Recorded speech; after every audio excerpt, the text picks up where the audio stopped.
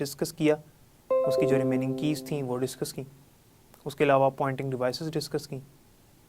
Poynting devices क्या होती हैं और कौन कौन सी पॉइंटिंग डिवाइसेस होती हैं, उनमें हमने 4 पॉइंटिंग डिवाइसेस डिस्कस कर ली, जिनमें सबसे पहले हमने माउस पढ़ा। उसके बाद हमने ट्रैक बॉल के बारे में डिस्कशन की डिटेल के साथ।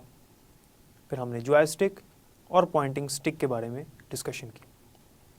ये 4 पॉइंटिंग डिवाइसेस पढ़ने के बाद हमारी पॉइंटिंग डिवाइसेस अभी रहती हैं जो बुक में मेंशन है। टोटल 9 पॉइंटिंग डिवाइसेस बुक में मौजूद हैं और ये सब इम्पॉर्टेंट हैं। इनमें जो फर्स्ट 6 पॉइंटिंग डिवाइसेस हैं वो ज़्यादा इंपॉर्टेंट हैं, जिनमें से 4 हमने पिछले लेक्चर में डिस्कस की हैं और 2 अब आज हम करेंगे, और उसके अलावा बाकी 3 और हैं। लेकिन अहम जो हैं वो पहली 6 हैं।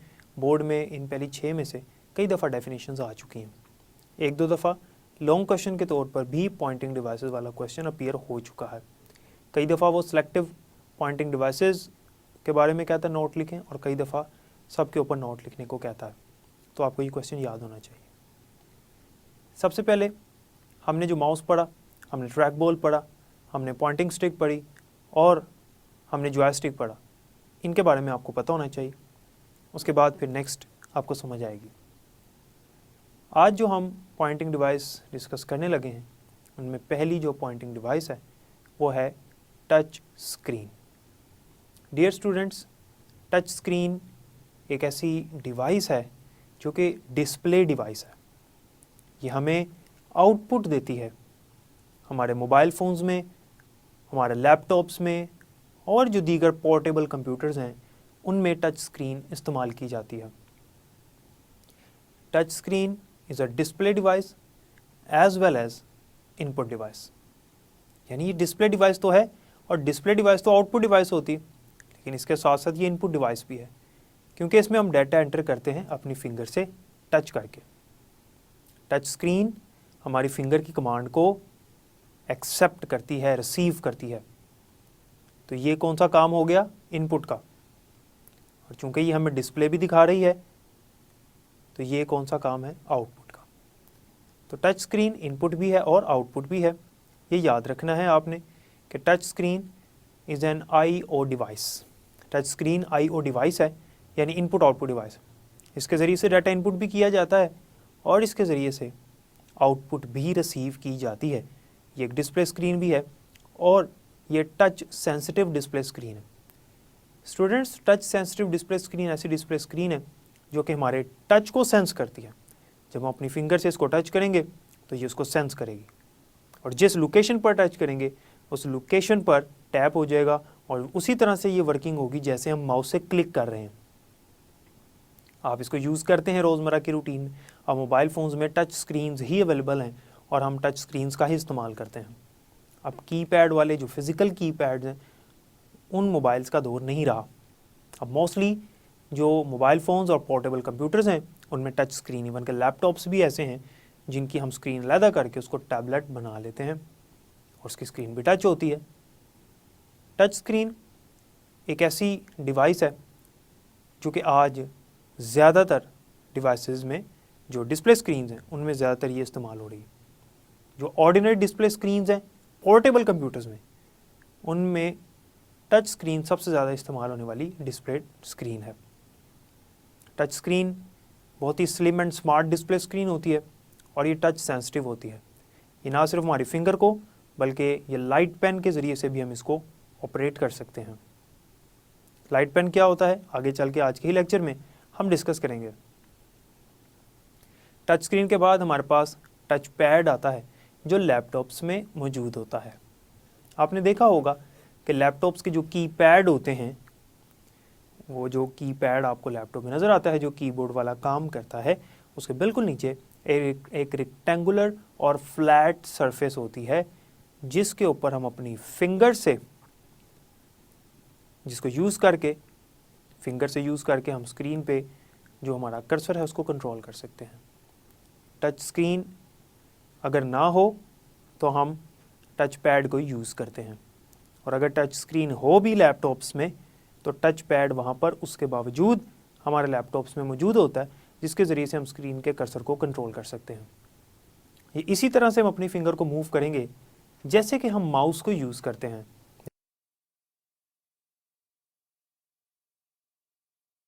जैसे कि हम माउस को मूव करते हैं।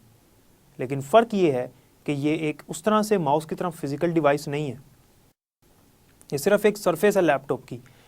ये ऐसा फील होता है कि ये लैपटॉप के साथ ही है, लैपटॉप की ही एक सरफेस है, लेकिन टच सेंसिटिव है। टच सेंसिटिव से क्या मुराद है कि हम इसके ऊपर अपनी फिंगर को रोल कर रहे हैं, फिंगर को मूव कर रहे हैं, जिस डायरेक्शन में हम अपनी फिंगर मूव कर रहे हैं सेम टू सेम उसी डायरेक्शन में स्क्रीन पे जो कर्सर है वो भी मूव करेगा। और हम इसी टच सेंसिटिव सरफेस के ऊपर फिंगर से जब टैप करेंगे तो वो लेफ़्ट क्लिक का काम करेगी। लेफ़्ट क्लिक जिस तरह माउस से करते हैं, यानी सेलेक्ट करते हैं, हम इस तरह सेलेक्ट कर सकते हैं। इसके भी अलावा हमारे पास जो टच पैड होता है उसके नीचे 2 एक्स्ट्रा बटन्स होते हैं। एक बटन होता है लेफ़्ट क्लिक के लिए और दूसरा बटन राइट क्लिक के लिए होता है, same as of mouse, same as of track board. इसके ऊपर भी लेफ़्ट क्लिक और राइट क्लिक के बटन्स मौजूद हैं। तो कर्सर को मूव करने के लिए जो हमारे पास टच पैड है हम उसको कंट्रोल करते हैं, और लेफ़्ट क्लिक और राइट क्लिक का काम करने के लिए हमारे पास बटन्स मौजूद होते हैं। अगर बटन्स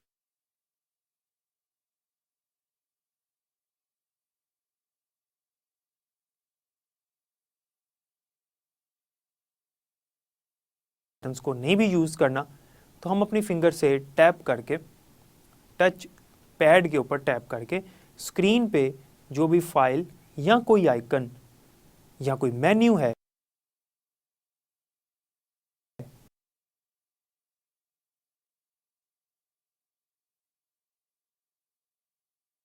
उसको हम सिलेक्ट कर सकते हैं। वो ऐसे ही काम करेगा, वो हमारा टैप करना ऐसे ही काम करेगा जैसे हमारा लेफ़्ट क्लिक काम करता है, माउस में हो या ट्रैक बॉल में हो या टच पैड में हो। आज हमारे पास जितने भी लैपटॉप्स हैं उनमें टच पैड लाजमी तौर पे अवेलेबल होता है। उसकी वजह यह है कि लैपटॉप्स को बनाने का मकसद ये था कि हमारे पास ऐसी डिवाइस हो जो कि same to same desktop computers वाले काम करे, जो हमारे घरों में सिस्टम्स मौजूद होते हैं वही वाले सेम काम करे, लेकिन हम उसको अपने साथ कहीं लेकर जा सकें। ऐसे डिवाइसेस को कहा जाए और उनको हम अपने साथ लेकर कहीं पे भी ट्रैवल कर सकते हैं। तो लैपटॉप उनमें से एक है। मोबाइल फ़ोन भी पोर्टेबल है, लेकिन मोबाइल जो है वो डेस्कटॉप कंप्यूटर की तरह काम नहीं कर सकता। मोबाइल के सॉफ्टवेयर्स अलग होते हैं जबकि सिस्टम के अंदर चलने वाले सॉफ्टवेयर्स अलग होते हैं। तो हमें एक ऐसी डिवाइस चाहिए थी जिसको हम अपने साथ लेकर जा सकें। अब जो हमारे घरों में डेस्कटॉप कंप्यूटर्स होते हैं हम उनको अपने साथ उठाकर कहीं लेकर नहीं जा सकते। कीबोर्ड अलग होता है, माउस अलग होता है, सिस्टम अलग होता है और जो डिस्प्ले स्क्रीन है वो अलग होती है, वो पोर्टेबल नहीं है। So laptop and mobile are portable computers. तो लैपटॉप को हम अपने साथ कहीं पे भी लेके जा सकते हैं। इसको हम बंद करके, फोल्ड करके, बैग में डाल के कहीं पे भी दूर दराज इलाकों में भी ट्रैवल कर सकते हैं, हमें कोई भी दिक्कत नहीं होती।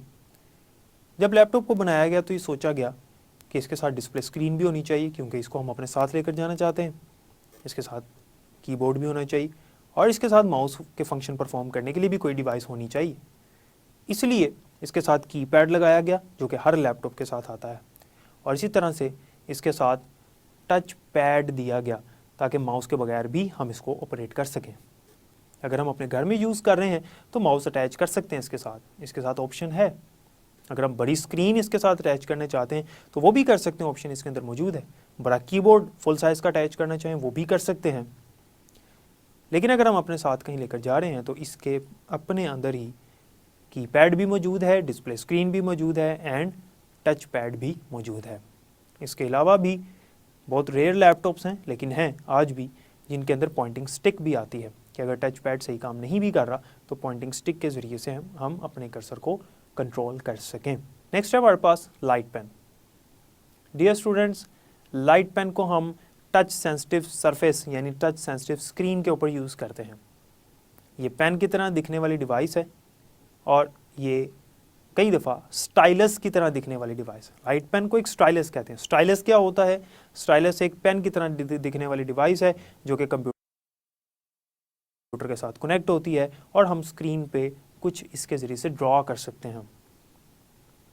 लाइट पेन को टैबलेट्स के ऊपर यूज़ किया जाता है, लाइट पेन को लैपटॉप्स की स्क्रीन्स के ऊपर भी यूज़ किया जाता है, और कुछ नोटबुक्स जो इलेक्ट्रॉनिक नोटबुक्स हैं उनके साथ भी यूज़ किया जाता है। इसके ज़रिए से हम ऑन द स्पॉट राइटिंग कर सकते हैं, ड्राइंग कर सकते हैं। आर्किटेक्चर इंजीनियर्स जो होते हैं वो इसके ज़रिए से डिज़ाइनिंग और ड्राइंग्स करते हैं। जो लोग कंप्यूटर के ज़रिए से ड्राइंग्स करते हैं वो भी लाइट पेन का इस्तेमाल करते हैं। लाइट पेन के ज़रिए से स्केचिंग भी की जा सकती है, लाइट पेन के ज़रिए से डिफरेंट ड्राइंग्स भी बनाई जा सकती हैं। लाइट पेन को हम स्क्रीन के एक ख़ास पॉइंट पे जब लेकर जाते हैं तो वहाँ पर ये स्क्रीन को टैप करता है, सेम उस तरह से जिस तरह हम अपनी फिंगर से टैप करते हैं। जिस तरह से हमारे जो इंक पेन्स होते हैं उनके आगे एक बारीक सी निब होती है, इस तरह से लाइट पेन के आगे भी एक बारीक सरफेस होती है जिसको हम स्क्रीन के साथ लगाते हैं तो स्क्रीन पे वहाँ पे स्क्रीन उसको सेंस करती है। इसके लिए स्क्रीन का भी टच सेंसिटिव होना ज़रूरी है, ये बात याद रखिएगा। कई स्टूडेंट्स ये समझते हैं कि लाइट पेन को हम किसी भी स्क्रीन पर चला सकते हैं, जबकि ऐसा नहीं। लाइट पेन वहीं पर काम करेगा जहाँ पे स्क्रीन भी कुछ एक्सेप्ट करने के काबिल होगी, यानी टच को सेंस करेगी। जैसे मैंने आपको बताया टच स्क्रीन जो है वो डाटा एक्सेप्ट भी करती है, इनपुट भी और आउटपुट भी है। तो लाइट पेन का इस्तेमाल करते हुए हम टच सेंसिटिव स्क्रीन्स के ऊपर वही काम कर सकते हैं जैसे हम अपनी फिंगर से काम कर सकते हैं। लेकिन फ़र्क ये है कि हम अपनी फिंगर से ड्राइंग नहीं कर सकते, हम लाइट पेन के ज़रिए से ड्राइंग कर सकते हैं, क्योंकि लाइट पेन एक पेन की तरह दिखने वाली डिवाइस है। तो जिस तरह से जो लोग ड्राइंग्स करना जानते हैं मुख्तलिफ चार्ट्स वगैरह के ऊपर पेंसिल्स के ज़रिए से, चारकोल्स के ज़रिए से स्केचिंग करना जानते हैं, वो पेन के ज़रिए से ज़्यादा अच्छे अंदाज में ड्राइंग कर सकेंगे जिस तरह से ब्रश को वो चलाते हैं। फिंगर से वो काम नहीं हो सकता। तो ये होता है लाइट पेन। लाइट पेन के बाद नेक्स्ट है हमारे पास डिजिटाइजिंग या graphic tablet. Dear students, tablet का वर्ड मैंने लाइट पेन के टॉपिक में भी यूज़ किया और उससे पहले जो हमने टॉपिक पढ़ा टच स्क्रीन का उसमें भी यूज़ किया। जैसे कि मैंने आपको बताया कि टच स्क्रीन टैबलेट्स में भी आती है। टैबलेट्स असल में मोबाइल से बड़े साइज़ के कंप्यूटर्स होते हैं। ये बेसिकली एक किस्म की डिस्प्ले स्क्रीन ही है। इसका मेन काम है डिस्प्ले स्क्रीन प्रोवाइड करना, और इसका मेन मकसद ये है कि हम इसके ऊपर ड्राइंग्स वगैरह या स्केचिंग वगैरह कर सकें। टैबलेट्स को शुरू में सिर्फ इस मकसद के लिए बनाया गया था।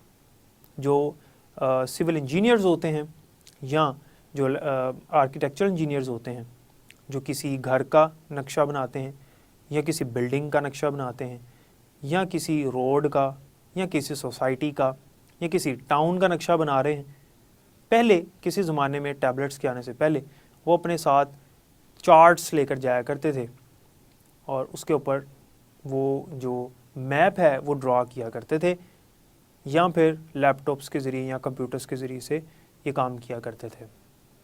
लेकिन चूँकि हाँ करेंगे तो ज़्यादा आसान होगा, इसके लिए फिर टैबलेट्स बनाए गए। क्योंकि टैबलेट्स पोर्टेबल होते हैं, और जैसे कि मैंने आपको पहले बताया कि पोर्टेबल कंप्यूटर्स वो होते हैं जिनको हम अपने साथ लेकर कहीं पर भी जा सकते हैं। तो इसके साथ लाइट पेन होता है या इसके साथ स्टाइलस होता है। जैसे कि मैंने आपको पहले बताया कि लाइट पेन एक स्टाइलस की तरह दिखने वाली डिवाइस है। तो स्टाइलस बेसिकली पेन की तरह दिखने वाली डिवाइस है जो कि टैबलेट के साथ कनेक्टेड होती है, और इस स्टाइलस के ज़रिए से हम टैबलेट के ऊपर different maps, different drawings, different shapes draw कर सकते हैं, स्केचिंग भी कर सकते हैं। स्टाइलस इसके साथ कनेक्टेड होता है और स्टाइलस जो है ये इसको कमांड देता है, क्योंकि टैबलेट एक टच सेंसिटिव स्क्रीन रखता है। याद रखिएगा स्टूडेंट्स, टैबलेट्स छोटे साइज़ के भी होते हैं और बड़े साइज़ के भी होते हैं। इतने बड़े साइज़ के भी होते हैं जितना टेबल होता है, यानी ये टेबल साइज़ के भी टैबलेट्स होते हैं। जाहिर सी बात है, जब किसी एक बड़ी सोसाइटी का मैप ड्रॉ करना होगा तो उसके लिए छोटा सा जो टैबलेट है वो काम नहीं आएगा। उसके लिए जो डिजिटाइज़र है या ग्राफिक टैबलेट है वो बड़े साइज़ का, टेबल साइज़ का होगा। और एक बात याद रखिएगा कि जो स्टाइलस होता है उसके ज़रिए से हम स्केचिंग करते हैं इसके ऊपर। जब बड़े टेबल साइज़ का हमारे पास टैबलेट होगा तो हम स्टाइलस के ज़रिए से, जो लोग ये काम करते हैं, जिनका ये शोबा है, जिनकी फील्ड है, जो इंजीनियर्स होते हैं, जो आर्किटेक्चर इंजीनियर्स होते हैं, सिविल इंजीनियरिंग मैप्स ड्रॉ करने वाले लोग जो हैं, वो जब स्टाइलस का इस्तेमाल करते हैं तो स्केचिंग भी करते हैं। तो स्टाइलस एक पेन लाइक डिवाइस है, पेन की तरह दिखने वाली डिवाइस है जो स्केचिंग के लिए इस्तेमाल होती है। जबकि एक और डिवाइस इसके साथ इस्तेमाल होती है हमारे पास ग्राफिक टैबलेट के साथ, जिसे हम पक कहते हैं। पक एक कॉपिंग डिवाइस है, पक के ज़रिए से हम कॉपी करते हैं किसी ड्राइंग की, किसी शेप की कॉपी हम कर लेते हैं टैबलेट के ऊपर। और पक को तब इस्तेमाल किया जाता है जब टैबलेट्स हमारे पास बड़े साइज़ के हों, यानी बड़ी ड्राइंग्स के लिए हम पक का इस्तेमाल करते हैं। याद रखिएगा कि पक जो है वो कई दफ़ा माउस की तरह दिखने वाली डिवाइस होती है, पेन की तरह नहीं होती।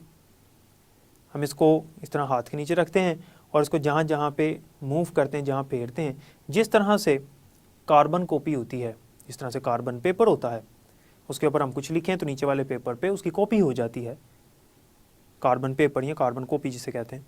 सेम उसी तरह से ये जो पक है ये कॉपी करता है।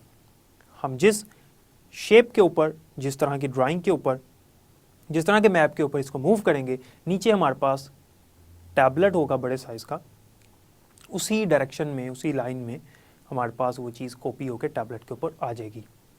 ये पक का काम है। पहले क्या होता था कि ये जो लोग ड्राइंग करते हैं ये फिज़िकली पेन या ब्रशेस के ज़रिए से ड्राइंग किया करते थे, लेकिन अब ऐसा नहीं है।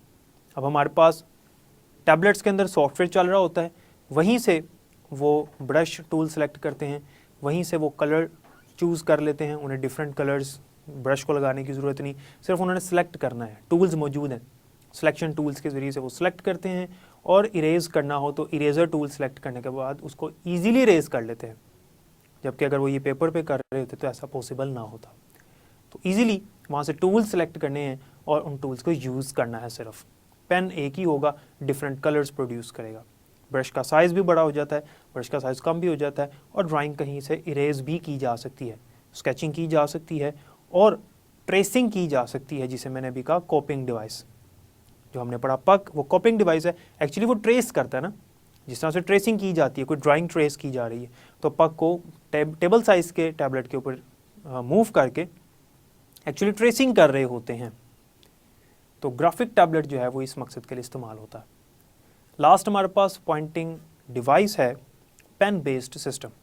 डियर स्टूडेंट्स, बुक में लिखा हुआ है कि ये जो पेन बेस्ड सिस्टम है ये आने वाले टाइम में बहुत ज़्यादा पॉपुलर होगा, और आने वाले टाइम में लोग इसको यूज़ करेंगे, और ये बहुत ज़्यादा फैसिलिटेट करेगा हम लोगों को।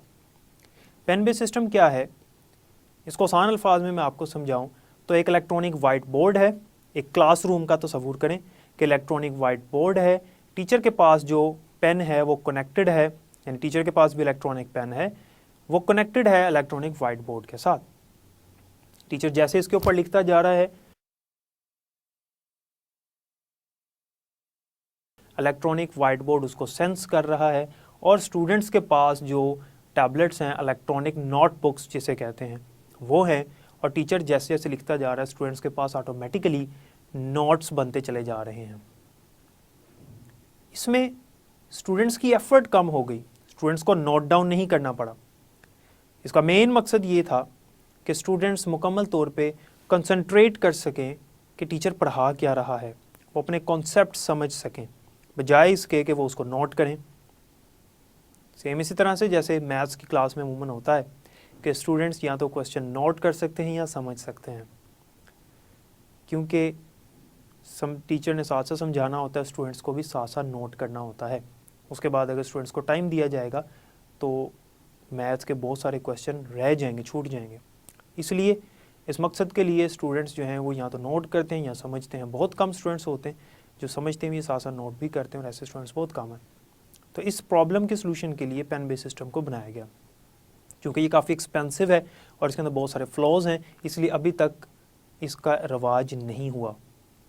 लेकिन इसके फ़वाइद बहुत सारे हैं, कुछ इसके डिसएडवांटेजेस भी हैं, जैसे मैंने बताया कि ये एक्सपेंसिव है, और कुछ और भी इसके अंदर फ्लॉज हैं, कुछ टेक्निकल प्रॉब्लम्स हैं, जिसकी वजह से अभी तक इसका रवाज नहीं हुआ, अभी तक ये ज़्यादा इस्तेमाल नहीं होता।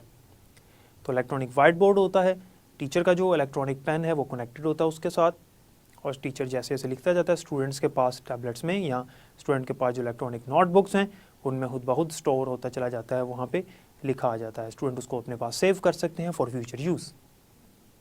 तो इसे कहते हैं पेन बेस्ड सिस्टम।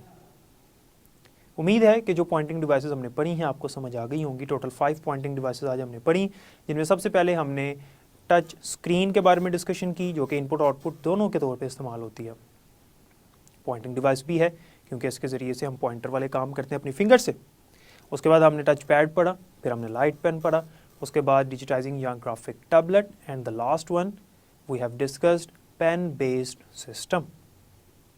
उम्मीद है कि ये समझ आ गई होगी आपको। बुक से एक दफ़ा रीड कीजिएगा और इसको पढ़िएगा।